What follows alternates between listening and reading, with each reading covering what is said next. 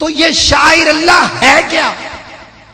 اللہ کا قرآن کہتا ہے ان الصفا والمروہ من شاعر اللہ، یہ صفا اور مروہ اللہ کی نشانیوں میں سے ایک نشانی ہے۔ دو پہاڑ ہیں، صفا اور مروہ، بلا ان صفا اور مروہ کی عزت، ان کا مقام، ان کی شان کیا ہے کہ کس وجہ سے اللہ نے ان دو پہاڑوں کو قرآن کی زینت بنا دیا؟ کیا ان کے اندر کوئی ذخائر ہے؟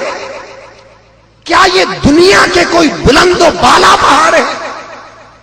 نہیں، یہ روکھے سوکھے پہاڑ جن کے اوپر اللہ کی ایک ولیہ، اللہ کی ایک صالحہ بندی حضرت اسماعیل ذبیح اللہ کی والدہ ماجدہ آپ کے اس عالم بچپن میں آپ کو چھوڑ کر پانی کی تلاش میں کبھی صفا پہ جاتی، کبھی مروہ پہ جاتی، درمیانی راستہ آتا آپ دوڑ لگا لیتی، بس پانی کی تلاش میں جب اللہ کی نیک بندی، جب اللہ کی صالحہ بندی، جب اللہ کی ولیہ صفا پہ جاتی ہے، کبھی مڑ کے مروہ پہ آتی ہے، اللہ کو یہ ادا اتنی پسند آ گئی، اللہ کو یہ ادا اتنی بہا گئی، اللہ نے اس کو قرآن کی زینت پہ بنا دیا، اور قیامت تک کے آنے والے حاجیوں کے اوپر حکم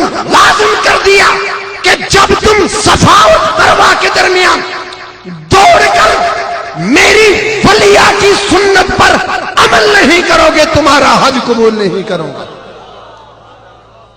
اب حکم ہے رسولوں آؤ دوڑو، نبیوں دوڑو، ولیوں دوڑو، عالموں دوڑو، صحابہ دوڑو، امیروں دوڑو، غریبوں دوڑو، ایک دوڑ لگی ہوئی ہے، لگی رہے گی، ایک دھوم مچی ہے، مچی رہے گی۔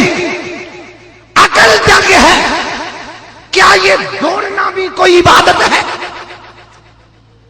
کیا دوڑنا بھی کوئی عبادت ہے؟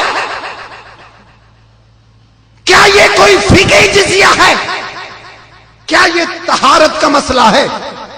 جواب ملتا ہے یہ نہ کوئی فقہی جزیہ ہے، نہ یہ طہارت کا مسئلہ ہے، بلکہ یہ ادب و الفت کا مسئلہ ہے، یہ عشق و محبت کا مسئلہ ہے، یہ رضا و دعا کا مسئلہ ہے۔ تو پتہ یہ چلا کہ دین صرف تلاوتوں اور عبادتوں کے مجموعے کا نام نہیں، بلکہ اہل اللہ کی اداؤں اور وفاؤں کا نام بھی دین ہے۔ دین صرف نظر سے ہی نہیں، دین صرف خبر سے ہی نہیں، دین نظر سے بھی ملتا ہے،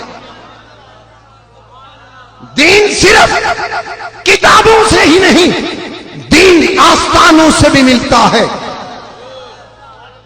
دین خبر سے ہی نہیں، دین نظر سے بھی ملتا ہے۔ اہل اللہ کی اداؤں اور وفاؤں کا نام دین ہے۔